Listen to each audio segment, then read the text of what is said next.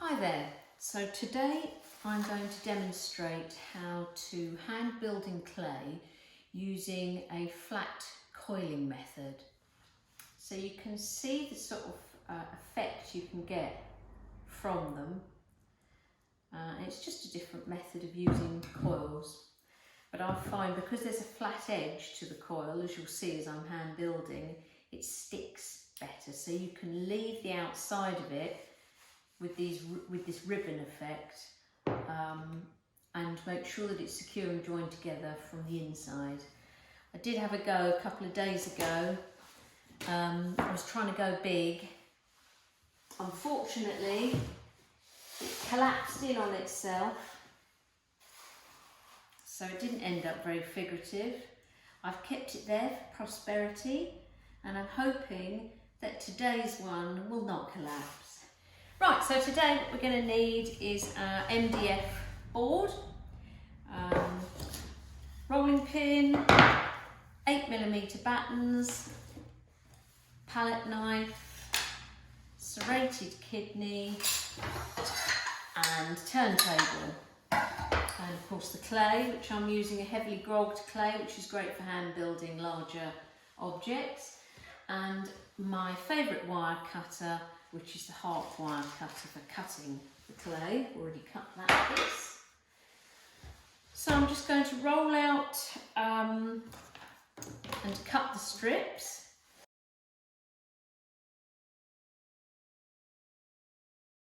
Now on these ones you'll see that I have got a base on both of them.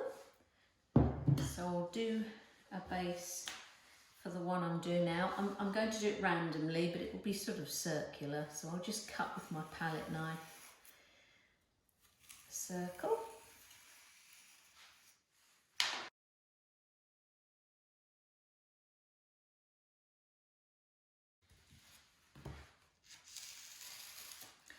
And they don't have to be neat, they're all going to be the same thickness because I've used the battens, but if I vary the widths of them, that doesn't matter. I'm going to do mine fairly thin this time. So I'm doing these about 1 centimetre.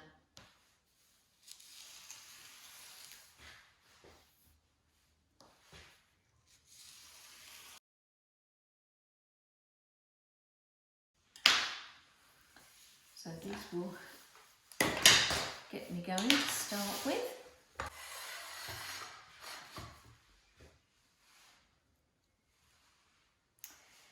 Now, because this clay is straight from the bag, it's wet enough for me to place onto the base and just press down firmly, and that should be enough to hold it all together.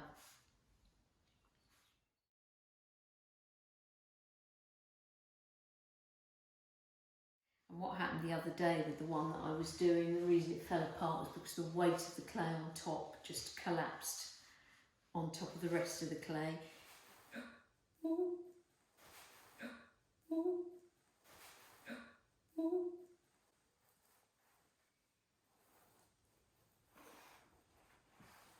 Now, you see here, it's just started to collapse on itself, which might be a good thing, it might not. If the whole thing collapses, I'm not going to waste it. I'm going to try and let the material just do what it wants to do, because I wanted this to be an expressive piece. And as you can see, it's collapsing in on itself from the weight of it. So I'm going to see what happens.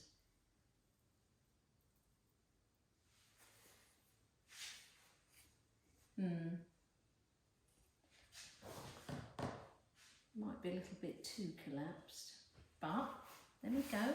Now, if I'd done it in stages and allowed the base clay to go leather hard, I would have been a bit more successful. But I'm a bit impatient, and I wanted to try and do it all in one go, and it didn't work. But I'm going to go a bit smaller today, so in theory we should be fine. Now, on the inside, I'm just smoothing out the joins, but I want to keep the joins on the outside visible. So I'll just carry on with all these for the moment.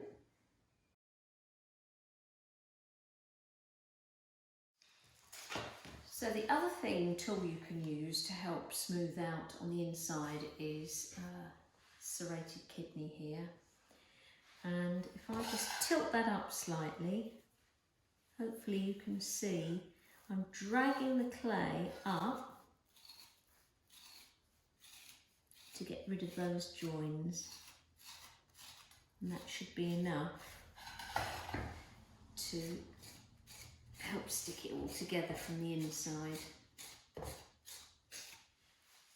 Right, I'd like to do a little feature on here, because of course you don't have to do these flat coils continually all the way around. You could add some upwards, or with a little wiggle here that I've done, and I think on this one I'm going to do a circular one in the middle.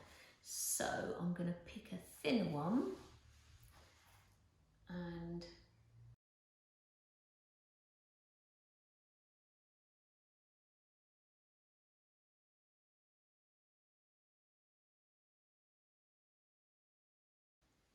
there we go, and I'm going to place that there.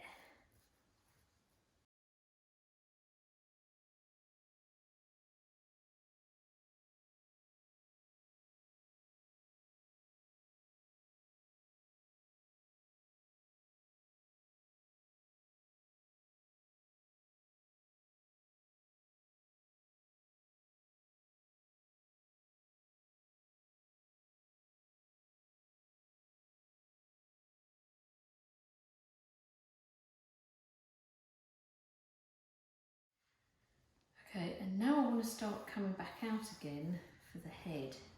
So I lay the coil slightly bigger, overlapping the outer edge.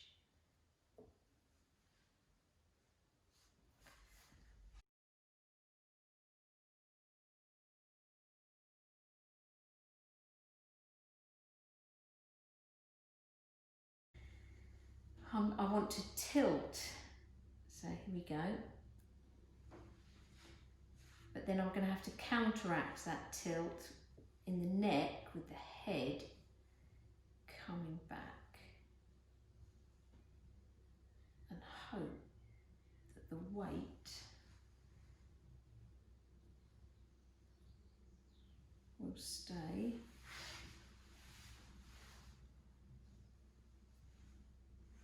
This was the trouble I had the other day. If you want a bit of expression, you just need to get these angles.